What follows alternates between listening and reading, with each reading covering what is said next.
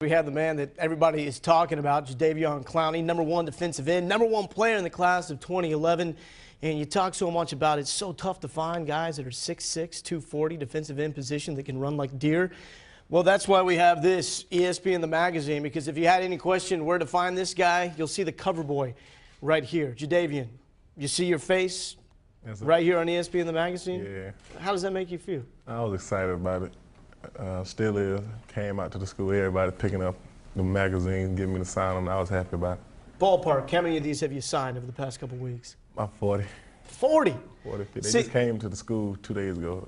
See, this is what I don't believe about you. I know you got a big decision coming up, but you always tell me how shy you are. I am. I'm not buying that. I'm not buying that. I am a little bit. There you go. Okay. Well, you say at this point there's a lot to decide with your recruitment. You've pushed back your announcement date. When are we going to know where you're going to play your college football, and what was the decision behind pushing it back?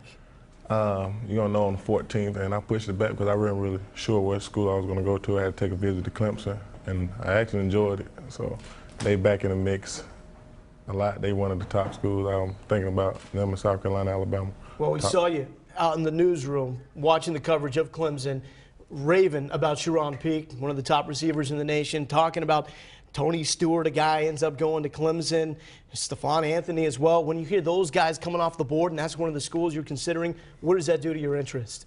Make me want to go there too. Let me know I got people on my team trying to win just like me, top athletes. So I cut you off there a second ago. What are we down to? Who are the schools that are actually in consideration? Because you hear everybody to this point, they're saying South Carolina, Alabama. Clemson, South Carolina, Alabama. So final 3 schools. Yes, sir. What else do you need to find out before you make that announcement on the 14th? Nothing really, just sitting back to the 14th waiting. Do you know in your head what you're going to do? Not really. When are you going to know? What's going to have to happen when you know this particular school is where I'm going to play? Probably like 2 days before. I got to talk to my parents about it and sit down and talk to them and see what they're going to put into it. Well, you've really hit it off with Cyrus Kouandjio, #1 offensive tackle in the nation, and you heard the story about him. He makes that verbal commitment to Auburn and then somewhat backs off, decides to delay on sending that national letter of intent in. Give us an idea of how stressful this is to be a person of your age, to have all this scrutiny on you with one of the biggest decisions of your life. It's pretty hard, you know. Got that going on with school, and you just have to focus on school, but then you got to focus on this after school, going to college, and it's hard. So I understand where he's coming from. He really ain't ready. So he talked to me the other day, called, asked me what I think about Auburn. I was like, I ain't into him. So, you know, he's just like, I don't know either, man. He gonna see, check him out. If he wants to talk to you about potentially teaming up at Alabama, how would that phone conversation go? I tell him I wasn't really sure for now. I wouldn't really jump on it because I ain't gonna say I'm going to Alabama or what school I'm going to on TV right now. So. There you go. You got to keep it under wraps. Yeah. Got a big announcement coming up. Let's talk about the schools. You mentioned Clemson, what stands out about them. A lot of people pointing to you as an in-state guy. With Steve Spurrier eventually down the road at South Carolina, what intrigues you about the Gamecocks? They're close to home, man. I got some former teammates play with, and I like them a lot. Some of those guys doing big things there for South Carolina. What do guys like Devontae Holloman tell you about why you should also follow them to South Carolina? He really don't tell me to follow them. I'll just put them in there because they playing for them and they doing good, and they right up the road. My family can come see me play a lot.